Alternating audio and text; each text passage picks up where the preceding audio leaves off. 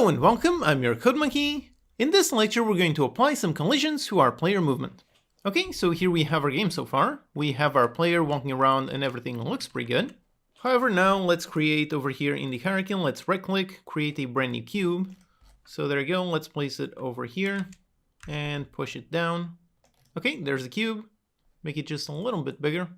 So there's the cube, and by default it has a box collider component, so it has physics. And the player, if I move, and nope, there's our issue. The player is going right through the object. Now the player is not meant to be a ghost, so let's fix this.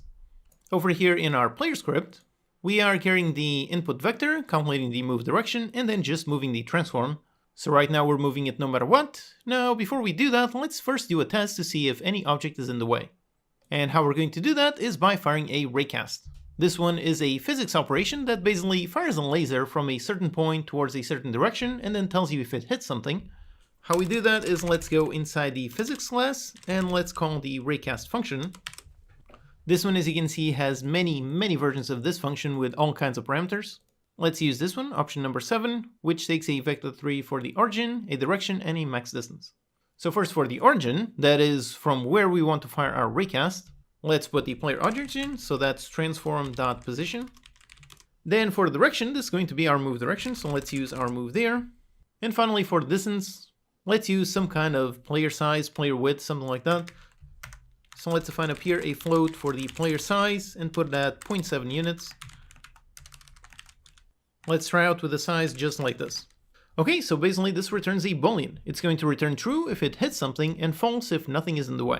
So let's just do a bool, call it can move, and basically we can move if this raycast doesn't hit anything. So we can move if this one is false. So if the raycast is false, then can move is going to be true. That's very simple. So if we can move, then we move the transform position, otherwise we don't. Okay, that's it, super simple. Let's test. So here we are, I can move around, and if I go towards the cube, and nope, no longer works. So I can no longer go inside that cube. Okay, great. Now in your case, if it's not working, first of all, make sure that the cube, make sure it is touching the floor. We use the transform position as the origin, which is right on the floor.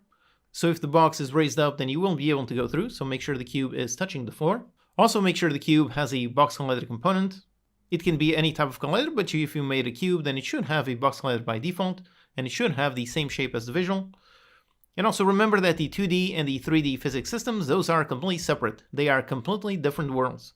So make sure you're using 3D components and not the 2D ones. So for example, if I add box collider 2D, if I add this one, then it will not work. So make sure you're using the 3D and not the 2D components. Same thing over here on the script, make sure you're using physics and not physics 2D. Also finally, if you're still having issues, make sure you check the player position. Again, the player should be on a Y of 0. The only thing that might have an offset is the player visual, although if you're using the same asset as me, then this one should also be on a Y of 0. So all of these on Y of 0. And then you can also check the floor. By default, this one has a mesh collider, but if it is exactly on Y of 0 with no rotation, then it shouldn't cause any issues. Alternatively, you can also just disable or remove the mesh collider from the floor, since we're not going to need that. So with all of that, yep, everything works. I can move the player, but I cannot go through solid objects. Alright, awesome. So it is working. But for this particular use case, a raycast isn't necessarily the best method we should use. Basically, a raycast is, like I said, kind of like a super thin laser. But as you can see, the player visually has an actual body shape. So the visual and the logic are using completely different shapes. If I go ahead and push towards the box, you can see it works just fine. However, if the player is a bit more off to the side, and the center of the player right in front of it is not the box, and I move, and yep, there you go, now I am going through the box. The reason is because the raycast is being fired from the center of the player, and like I said, it's kind of like an infinitely thin laser, so it has no shape. So as long as the center of the player is not hitting the box, then it can go through it. Whereas what we really want is for the visual and logic to have pretty much the same shape. So let's not use a raycast. Over here on the code, instead of a raycast, we can use a physics query with an actual shape. There are all kinds of casts you can use. And as you can see, all of them with different shapes. So you've got a box cast if you want to have a box, a capsule if you want a capsule, or a sphere cast. All of these work pretty much the exact same way. Except instead of a raycast which fires an infinitely thin laser, these are going to have an actual shape. And for player controllers, for the most part, you really want to be using a capsule cast. That's usually the generally accepted player shape. Although alternatively, a box cast also can work very well. In our case, let's just go with a simple capsule cast. This one, to define a capsule, has a 0.1 and a 0.2. By the way, if you have no idea what is a capsule, then we can go over here in the hierarchy and let's right click, create a 3D object, let's make it a capsule, and there you go, this is a capsule. It's kind of like a stretched sphere. So it has round the top, round the bottom, and then over here in the middle, it's just a cylinder. And over here for the raycast, takes a 0.1 and a 0.2, so that is going to be the bottom of the capsule and the top of the capsule. Basically, with those 2 points, we can define the height of the actual capsule. Okay, so let's just get rid of this capsule, let's just delete it. And over in the code, let's put those. Now for 0.1, it is indeed going to be the transform dot position, since that is the point at the bottom. And for the second point, for this one, it's essentially going to be the player head. So we can take the transform dot position, so this is the bottom, and we can essentially just lift it up. So let's add a vector3 dot up and multiply by some kind of player height. So let's define up here a float for the player height. And I tested it in the editor, and the player is about 2 units tall. So over here, let's go ahead and move it up by that much. Okay, so next we want the radius. So this is pretty much the player size that we defined previously, so let's use the same thing. But as always, let's make sure to write good clean code. Since now we are referring to a radius, let's actually rename this to be a bit more clear. And by the way, here's a quick Visual Studio tip. You can right click on a symbol, and then you can click on the rename option. Alternatively, use the shortcut Control R. If you do that, then now you can change the name. So for example, player radius, and note how it changes every single instance of that variable. So this renaming feature is extremely useful. Always make sure to rename something if you find the name that works best. Okay, so let's rename this to player radius. Then we have direction, so that is as usual going to be our move direction. And then finally we have the move distance. For that we can use the actual move distance. So that is going to be the movement speed multiplied by time.time. So I just find here a float for the move distance. And we just do that, just move speed, time.time. We have the move distance, and we use it both in here as well as down here. Okay, so here we have our capsule cast. The rest of the logic is exactly the same, so if this one is false, that means it didn't hit anything. So if it didn't hit anything, then we can move, and then we move the transform. Okay, let's test. And over here, now if I go towards the box, and yep, still works exactly the same as previously, that's great. And now if I go towards the edge, and make sure that the center is not hitting the box, and now I try to move forward, and nope, now we no longer go inside the cube. So even on the edges, everything still works perfectly. Alright, awesome. So it works, it looks good, but it also is a little bit janky. For example, let's stretch this cube out a little bit, so let's put it just on one direction, so stretch it like this, let's see. Now if I move towards it, then nope, I cannot go through it, so that is correct. And if I move left and right, yep, that's also correct, that works. However, if I now press W and D at the same time in order to move diagonally, and nope, right now it does not move. The reason is because the diagonal vector, that one is indeed hitting the collider.